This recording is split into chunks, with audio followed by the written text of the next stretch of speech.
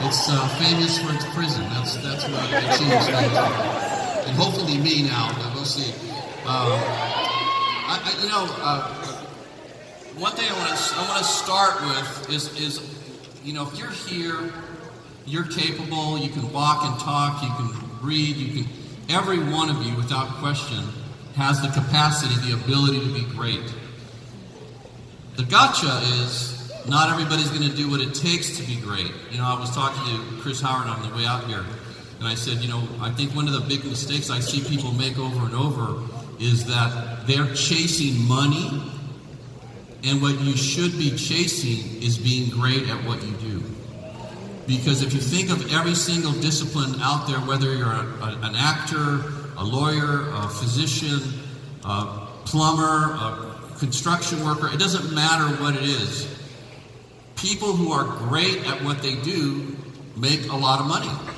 And so when you're chasing money, you're missing the boat a little bit. So I just want to really encourage you. I'm going to talk about some things that I did that allowed me to build the business I built, but I just want to make sure that you really get that you get that you're at a certain level right now, whatever that happens to be, whether it's you're a brand new first meeting you're coming to, or you're an RVP or an SVP or NSC, it doesn't matter where you are.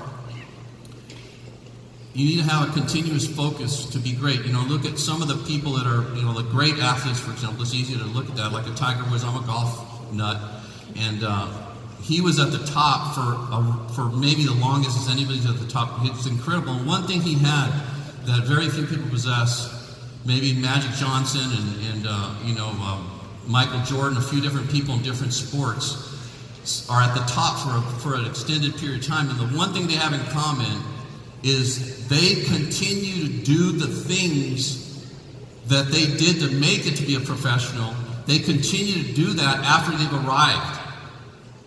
And most people, I see this happening in Primerica all the time, people who are on their way, they start making big money, they start making $2 or $3 or $4 or $500,000 a year, could make $1 million, could make $2 million, but what inevitably they do is they stop doing what they were doing to get to that level. Don't make that mistake. One of the things you need to do is you need to continue to do that until you get it over the top. So, how many of you have never heard me speak before? And a lot, okay? So, I'm going to tell a little bit about my story just so you know where I came from. I'm the fifth of 7 children. I grew up in a 1,000-square-foot home in Chino, California on 10th Street between C and D. I come from a huge Catholic Mexican family. And I had, if you're in a big Mexican Catholic family, there's some kind of party, a quinceañera, a wedding, a baptismal. Every weekend there's a party somewhere happening, right? At least in mine.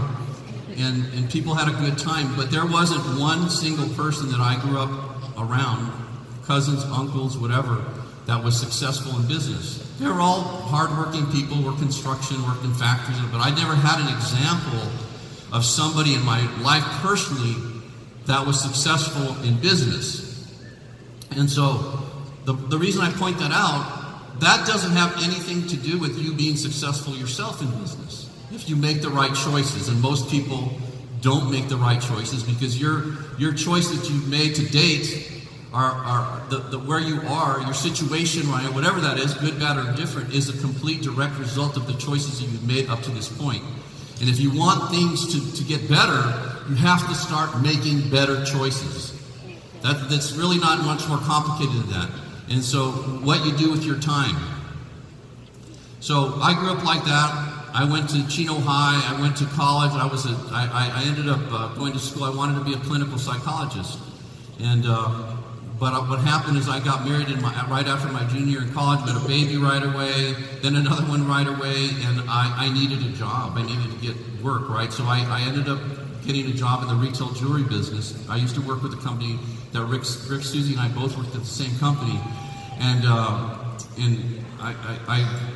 I needed, I started to do that, and I did well right away. What I did, I had never sold anything before. I'd never been in sales before. I had no idea how to sell anything. And I was very shy and very introverted. When growing up, I was a shy person. I'm still really a shy person. It's not that easy for me to even do this or to meet new people and all this. I've always been shy. In fact, I was so shy that if I was walking in the mall and I knew you and you were coming towards me but you hadn't seen me yet, I would duck into the store and wait till you passed so I wouldn't have to talk to you because I didn't really know what to say. And you might say, oh, really? Yes, exactly. You talk to my brothers and sisters, they'll tell you the same thing. So I wasn't this highly motivated. I was motivated always about to do well and stuff, but I was really shy. So if you're a shy person, that's no excuse for you not doing well. You need to work on yourself to overcome that shyness because everybody can overcome it.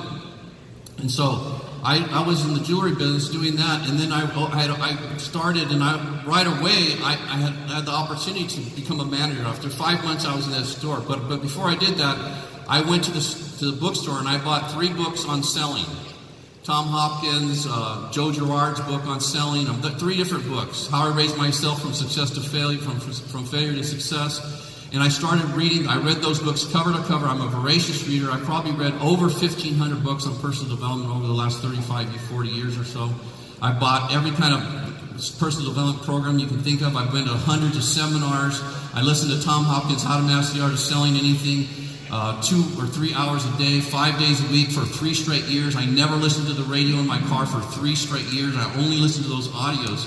So I just immersed myself in developing myself so that I could build confidence. And what happened when doing that, my shyness started to dissipate and my confidence started to really rise. And I think that all of you can do that. So you got to make a choice. Are you going to listen to the radio or are you going to listen to stuff that's going to help you actually make money at some point in your life? What are you going to do? So you have a choice to do that. Instead of watching the boob tube at night, there's all kinds of awesome. I even have some YouTube videos on there you can watch. When I was younger, I used to have a mullet.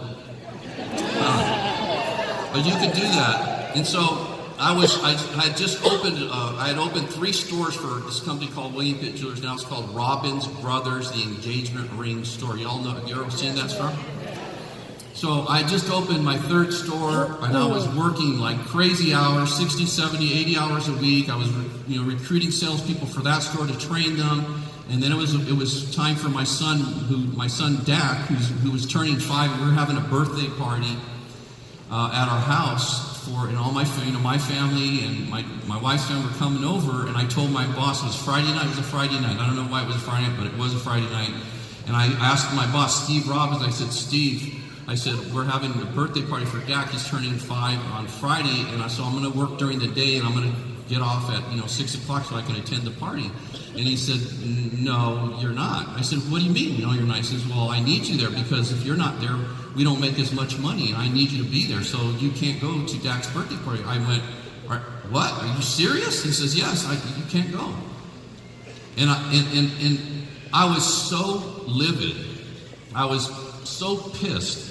I made a decision that night that I would never, ever work for a person again as long as I lived. I would never do that. I would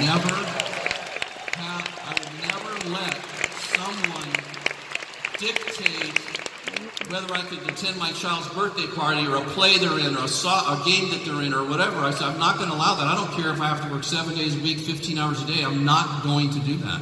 I'm not going to let that happen. So then I had been... Actually, the truth is, I got recruited in 1983 by somebody, and they never followed up, and I never got my license. Big mistake. Follow up. And then I got re-recruited later, and then this time I got my license. So I got my license in, I got my license in May of 1983. The other recruit happened was in 1982. And so then 1983 I got my license, but I never went to a meeting. I never did anything. This was in May of 1983. Then finally this happened to me October 4th of 1983 by my son. And so the guy that had recruited me had been following up. He'd been calling me. Most of the time he was calling my wife Jan and talking to her. And, yeah, we have a meeting this Tuesday night. Is Hector coming? We're going to have a fast start school. And I just blew it off. But that motivated me, so he called again, and I said, I'm ready, what do I need to do? So I met with him, and I'd already had my license, but I had never written a sale. And so that was that. And so I said, I can't really get started until January because Christmas was really busy. So in January, I got started. And I used to work on evenings and Saturday and Sunday. So I couldn't go to op nights, and I couldn't go to the Saturday training that we used to have. But I knew how to sell because I'd listened to Hopkins, How to Master Your Selling, so I knew how to sell. I just needed to know how the products worked, right? So I was writing 6, 7, 8, 9, 10 sales a month and never going to any meetings. How would you like to have somebody in your base shop that was doing that? Well, I was doing that. That's what I was doing because I knew how to close. And then I did that. I did part-time. So this is how I started. January 1984, that first year part-time working. Basically, I only could work Mondays and Wednesdays. Those were my days off. So I used to set my appointments up on Mondays and Wednesdays. That year I made $18,000 part-time. This was in 1983. Today that would probably be like $40,000, but I made $18,000 part-time, and I paid off my credit card debt, and I got in pretty good financial shape. And then what happened? The next year, I made $35,000. I went RVP in July of 1985. That year I made $35,000. Half the year I was an RVP. The next year I made $86,000. Things started to come together. I started to learn what I needed to do, what didn't make sense. I started to focus on only working with motivated people. I stopped trying to motivate people. I don't believe in motivation. I think it's short term. So I just started working with motivated people. Then my business, the next year in 1987, I made $409,000. And then the next year, I started developing people. I got really good at training and developing and teaching people how to become professional salespeople. And I made $855,000, then $1 million, then $2 million, then $3 million, then $4 million. And so, just like that. But it didn't happen overnight. From the time I decided to become successful, when I started doing all this personal development, that was in 1979. I started doing that. I didn't actually start making any real money until 1987. It took me 8 years of busting my ass before I actually started making money. And I was working on it, folks. It wasn't like I was just hanging out. So it didn't happen overnight. And so those of you who are saying, well, if it doesn't work out, I'll try it for 6 months, it doesn't work out, you're an idiot. It's not going to happen in 6 months. It's going to have to make a much bigger and longer commitment than that.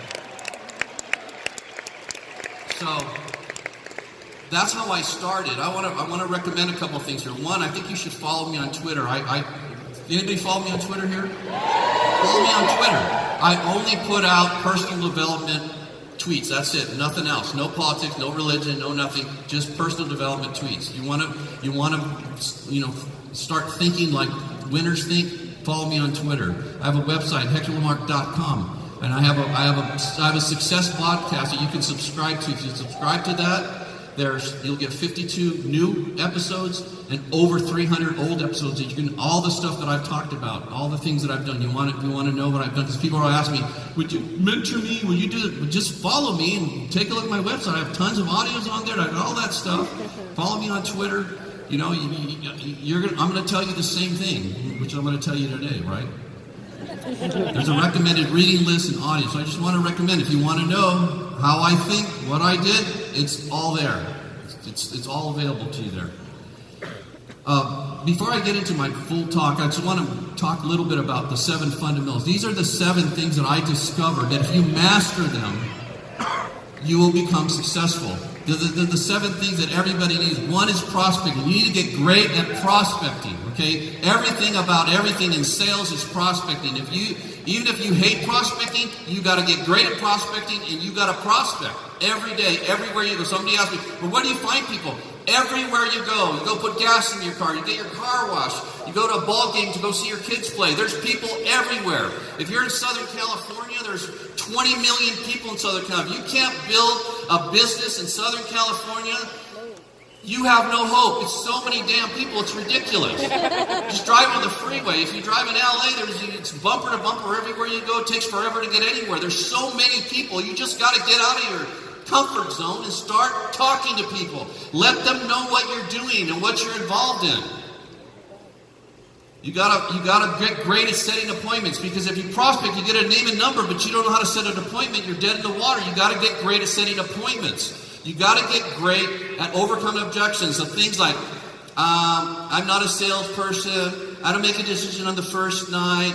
Those kinds of things that you hear, they're just simple things that you can overcome. Very, very simple. I have an audio that everybody should get and everybody should listen to. It's called Overcoming Objections. Listen to that 40, 50, 100 times, and I promise you, you'll be able to overcome all those simple There's only like 5 or 10 of them. There's hardly many of them. Once you know what to do, you're going to start overcoming them. You're going to start closing more people.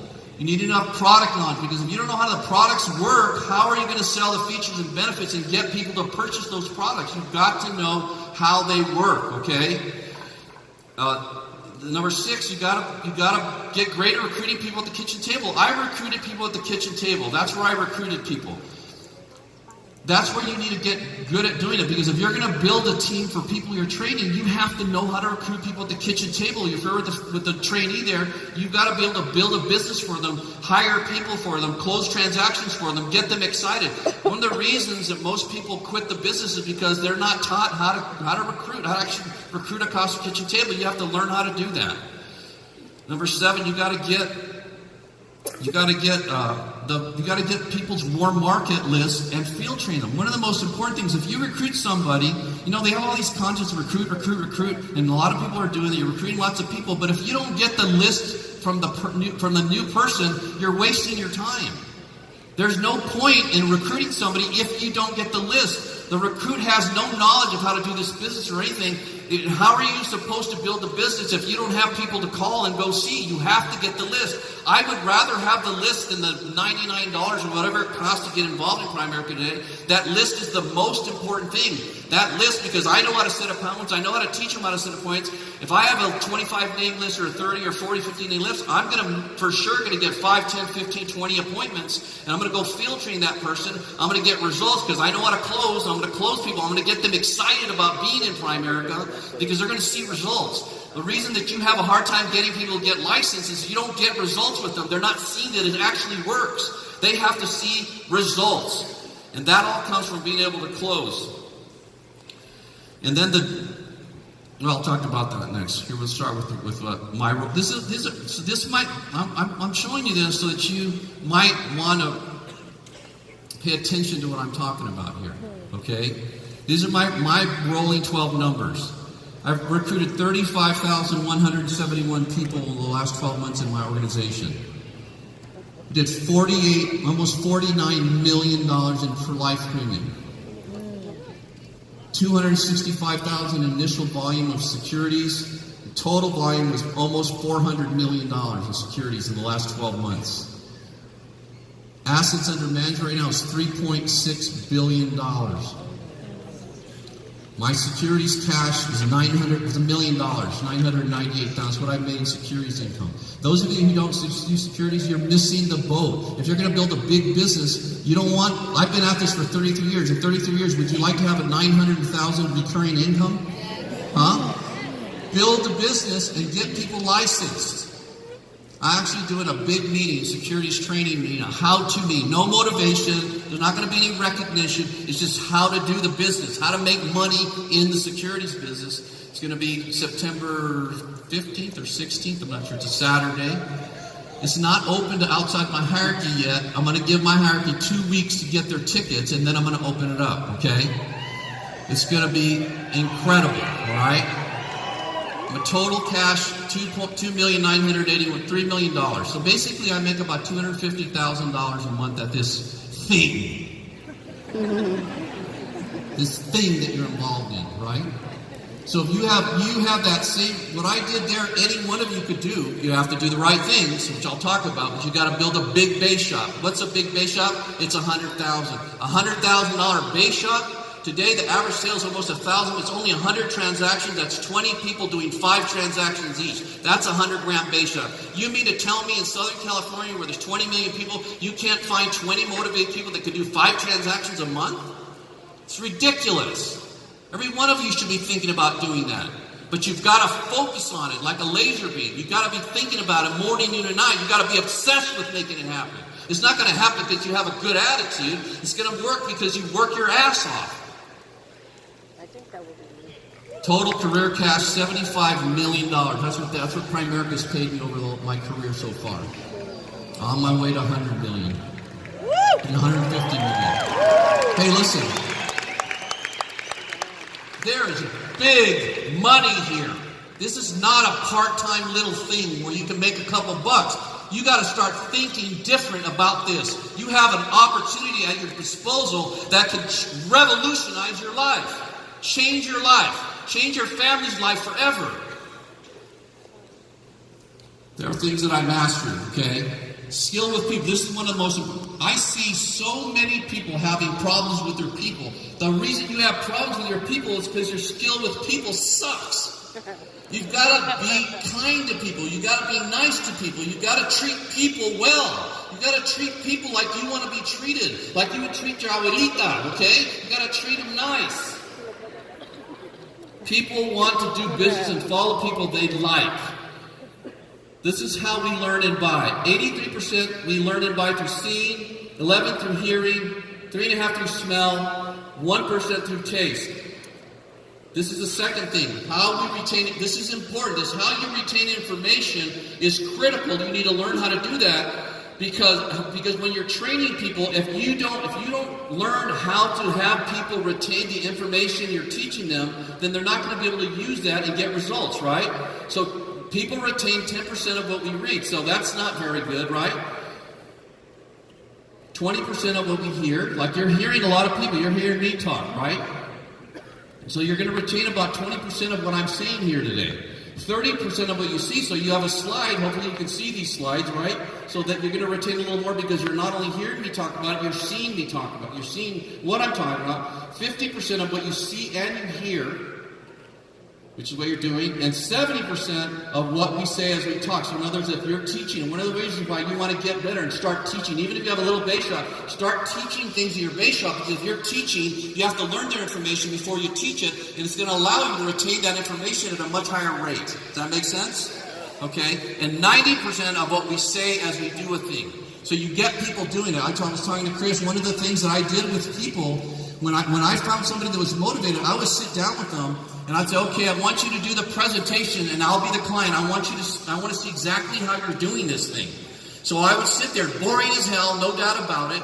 But what I could find out by doing that, I could see where they're having a little problem, if they're weak in a particular area, and then that would allow me to help them and fix the things that they're weak in. So I would fix it and then have them do it again, and fix it and have them do it again, and until they got it down. Because the key thing, if you're good at the business, what you want to be able to do is transfer the skills and knowledge so that the people you have are able to do it at the same level of competence that you're able to do it. That's everything. And that takes repetition. It's for you type A personalities, I know you get bored out of your mind, but it's gonna make you a fortune long term. Human insight, methods of instruction. This is what people recall 3 hours later and days later. So if you just tell something to somebody, in 3 hours they'll retain about 70%. So you're gonna remember a lot of what I say. 3 hours, you got dinner, you'll still remember, maybe you'll be talking about it. But 3 or 4 days later, it's only gonna be about 10%. Not very good, right? If you show alone, it's 72 and 29%. So your retention is better if you show something, right? And then blended together, telling and showing is 85 and 65. So the way I trained people in my business when I was in the bass shop, I would role play everything because people are seeing it, right? They're seeing you do it. They're seeing what you're covering. You have a client. I always have a table with 2 people here, and then me, and then a trainee on my side, and I would be going over the presentation or whatever it was, whether it's destroying cash value or mutual funds or whatever. It doesn't matter what it is. And then I have my audience, right? The audience is a bass shop. They would be seeing me do this, and I was doing it because I was the best. And then I would be explaining exactly as I'm doing it. I would explain what I was doing so I would make sure they understood what I was sharing with them. Because most people, if you're really good and you're training somebody, they see you, they think you're a magician. They just think it's magic. They have no idea. If you're not explaining exactly why you're asking that question, why you answered that particular objection in a certain way, you need to be very clear. People are primarily interested in themselves, not you. This is a fundamental thing. Nobody cares about you. Your people don't care about you, right? They care about themselves, right? That's what they care about. Putting it another way, the other person's 10,000 times more interested in him than her. Remember that people's actions are governed by self-thought and self-interest. So it's been this way from the beginning of time, and it will be that way till the end of time. It's never going to change. So you've got to say, what do these people want? What do they need? And then you've got to focus on helping them get that. Forget about you. When talking to people, pick out the most interesting subject in the world to them, themselves. Ask questions. Ask how they got married, how they met their spouse, what they did in school, what did they study, what do they like most about it. Just find out what are they most interested in. When you talk to them about themselves, they will be deeply interested and utterly fascinated. They will think well of you for doing this. You'll be rubbing. Look, I played a lot of golf, and I meet people all over the place. Most of them are very, very successful. I belong to 3 different country clubs, and I play golf a lot. So I'll start asking questions of people, and what I found out is most people, I'll ask tons of questions. How did you start your business? Did you have any tough times? How did you overcome them? How did you become successful? What did you focus on? Where'd you go to school? Blah, blah, blah. I ask tons of questions. I'm asking questions the whole time. They never ask me any questions. But you need to do that. But then you know what happens? They think I'm the most interesting, fascinating person in the world. And then they ask me, can we play again? I like to play again. I like to go out to dinner with you. I like to do this. That's what people do. They fall in love with you when you're interested in them. Take these 4 words out of your vocabulary. I, me, mine, mine. Nobody gives a crap about you. What? Substitute with one word, you. To be skillful in human relations, be sure to make people feel important. Remember that the more important you make people feel, the more they will respond to you. Everybody wants to be treated as somebody. Nobody wants to be treated as a nobody. When they're ignored or talked down to, they're being treated as just that. Keep in mind that to the other person, they're just as important to themselves as you are to yourself. And this is one of the greatest things Art Williams ever said, that I repeat this all the time. I tell people, everybody has a flashing neon sign on their chest that says, make me feel special, make me feel good, okay? Or make me feel good, or make me feel whatever. But everybody has that. There's nobody that does not have that. Even those hard-ass people that you think you don't care, they all want to feel special. Why do people buy really nice cars? Because they want to feel special. Why do women want to wear really nice jewelry? Because they want to feel special. Why do they want Louboutins instead of, the Kmart shoes? Because it makes them feel special. Everything about everything is people want to feel that way.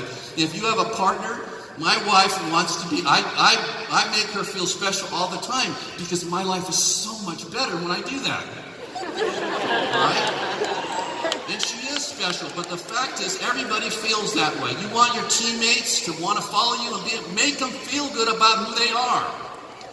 Personal development. The number one reason for the success I've had and been able to create is my total commitment to personal. Even today, I don't go a day ever without reading something about personal development. I just do it. But that's why if you follow me on Twitter, all I'm doing is tweeting out stuff that I'm reading. That's what I do. So this will give you like the tidbits, right? It allowed me to become self-confident because I wasn't self-confident. I was shy, like I mentioned. So the personal development allowed me to transform myself from a shy, introverted person into somebody that could speak to 12,000 or 50,000 people and feel comfortable doing it. The first time I spoke to a group, this is what happened. The first time was so bad. It was 65 people at a little fast start school.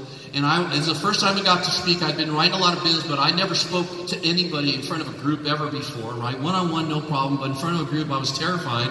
So I'm reading my thing, and I'm going, and I'm transposing the words, and I'm just a mess, right? So I'm so bad, it's unbelievable. At the end, my wife tells me, oh my God, you embarrassed the hell of me. I'm never coming to see you speak again, ever again, right? This is how I started my Primerica career, okay? I was terrible. And so, but I invited 12 people there. I had 12 guests. I recruited every single person because they'll go, shit, if Hector can do it, I can do this thing, right? I was that bad. I really was. So, you got to learn how to close. Everything about Primerica is closing. There's no part of Primerica that isn't closing. You got to close people. Did you have to close people to come today to this meeting? Did you have to close them to go to the op night? You have to close them for an appointment. You got to close them to give you their name and number. You got to close them to go to fast start schools. You got to close them to go to retreats. Every single thing about our business is closing. And if you don't master how to close, you're never going to do as well as you can. You've got to become a professional salesperson. One of the reasons I built the business I built doing those numbers because I have a bunch of professional salespeople in my business. I know in the past the company was against that. That's retarded. Everything is selling. The greatest salesperson in the history of Primerica is Art Williams. Okay? So selling is it. You got to close. Your ability to close is the number one thing that will allow you and your teammates to stay in primary. If you, your team can't close, they can't make money or recruit people, and as a result, it's not if they will leave, it's when they will leave. It's a given they're going to leave, okay? I listened to how to I already told you that. How to turn my car into University of Success. I'm mastering this skill, created super self-confidence. I've mentioned that already. Made the business. The business was really fun and easy for me. It was never hard for me. But the reason it wasn't is because I knew how to do that. So the business was never difficult. I knew how to get people to say yes. It also made teaching how to close easy for me. I was able to, that's that tape. How to overcome objections. Even today, I haven't been on appointments in a long, long time, right? If you put me in front of somebody, I guarantee you, I don't care what objection they come up with, I'm going to be able to overcome it. I know it. There's no question in my mind. And that's one of the ways that if you want to build a big base shop, you get fantastic at closing. It's just about training people and being on appointments and developing people and teaching people how to do that. It's going to how you're going to build a big base, a big hierarchy. Focus. Most people's focus is so sporadic. I have a saying. Distraction leads to your economic destruction. Those of you who constantly are getting distracted by personal issues, by whatever, you drop a calculator and hurt your toe, I don't know, whatever it is, right? People get distracted with the stupidest things, right? And you can't build anything of any substance if you don't develop the ability to stay focused, no matter what's going on around you. The most common reason that's why people don't build big base shops or hierarchy. Like if you could build a 20-gram base shop, you could build a 100 or a 200-gram base shop. It's just staying focused on doing those fundamental things. It's not that complicated. It's just math. Big numbers is just math, folks. Every one of you can do it. I see people begin to create momentum. They could have really huge success, and then they lose their focus. It happens over and over. It's like clockwork, over and over again. One of the things that I've been able to do, one of the things that Rick Susie's been able to do, and a lot of other people, but because he and I are like brothers, right? One thing we both have in common, we absolutely know how to stay focused. I absolutely don't. I used to tell people, the only way you're going to get me off track is you have to hit me upside the head with a 2x4 until I frickin' go down. Otherwise, there's no way you're going to stop me from being focused and making this thing happen. You got to develop that kind of an attitude about winning. When you have that kind of attitude, people want to follow you. They want to be around you. They want to be part of it. The winners, they love that, right? Stop being a pansy. Tell people the truth.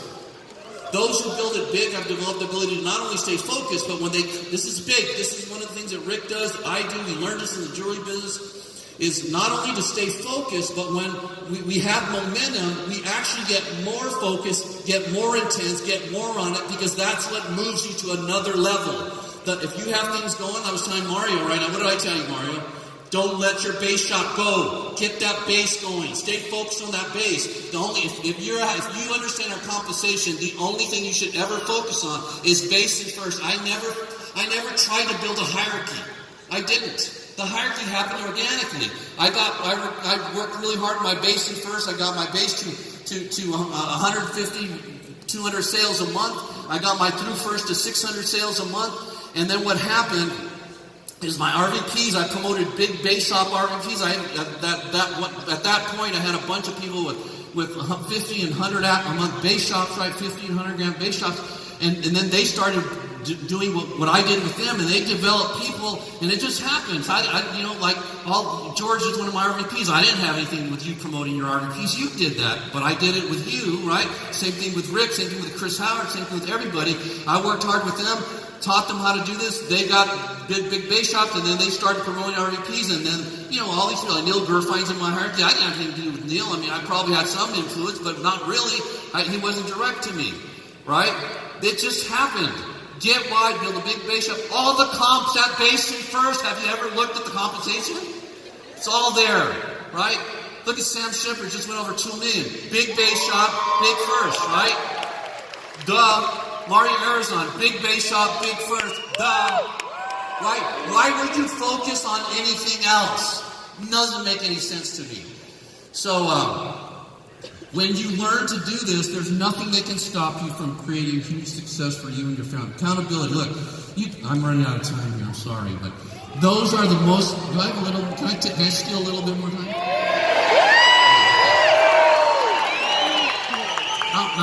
just for a few minutes, okay? Accountability. Those who are the most accountable have the most success. Most people don't want to be accountable because it makes them uncomfortable.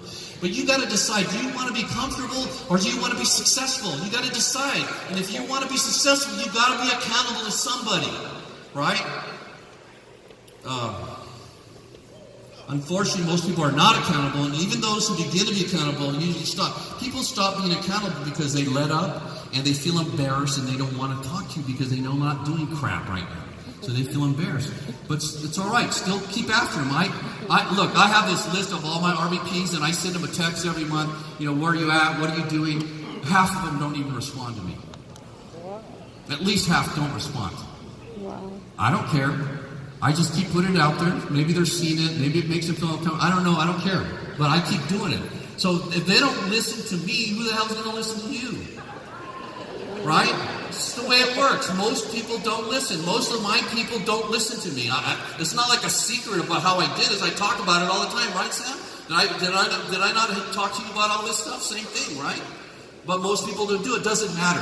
You have to be talking about big base, big width, promote big RVPs, teach people to be pros. You got to talk about it incessantly, all the time. Never let up. Never even say, well, most people know. I don't care if nobody does it. If you don't talk about it, nobody's going to do it. Okay?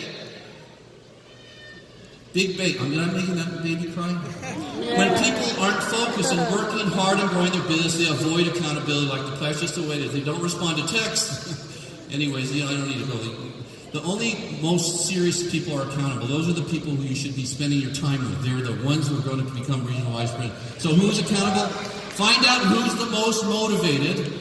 What I always did, I was very good at distinguishing who was the most motivated, and I worked really hard to spend a lot of time with those people. I stayed super connected to them. I talked to them. I spent a lot of time with them. Not everybody, like you have a big base shop, you're doing 150, whatever thousand. I bet you in your base shop, you probably don't have more than about 30 really motivated people. You have some that are kind of quasi, but 30. So you don't have to spend time with the 200, 300 people you have in your base shop. You only have to spend time with the people, the 30 or so or whatever, and spend a lot of time with those people. Pay attention to them, mentor them, coach them, keep them accountable, push them, right? Those people. Recruiting. I focused on recruiting 3 directs a month, and about 5 plus for people I was field training. So for years, I recruited 2 or 3 people a month, and I recruited another 5, 6, 7, 8, 9, 10 for people I was field training. That's what I focused on every month. And I focused also on closing at least 10 or more life transactions every month. I did that for probably 10 years, okay? Over and over and over and over again. I should have did it longer, okay, but I didn't. I also focused on recruiting primarily married homeowners with good jobs who lived in the area 2 years or more and had children. I noticed the more I stayed in these markets, the easier it was to produce great results. It was super easy to do that. That doesn't mean if you're single or young, you can't do it. I know when you started, you were single, right? So you grew into it, but now you're married, you have 2 kids, 3 kids, 2 kids, right? He's right in the market now, okay? So recruiting is no different than closing a sale. It's the same thing. There's no difference in closing a transaction or closing a person on doing the business. The most important thing to closing somebody on doing the business is getting them to believe they can actually do this, that they can do it, and that you're going to help them. You're going to hold their hand. And you're going to coach them through it. You're going to teach them everything they need to be successful. Get them to believe they can do it. That's the most important thing about recruiting somebody. Because if they don't believe they can do it, even if they give you an IBA, they're not going to do anything. You've got to get them to believe they can do it, okay? And then the other thing, the better people understand the fantastic job we do for families, the more likely it is. Look,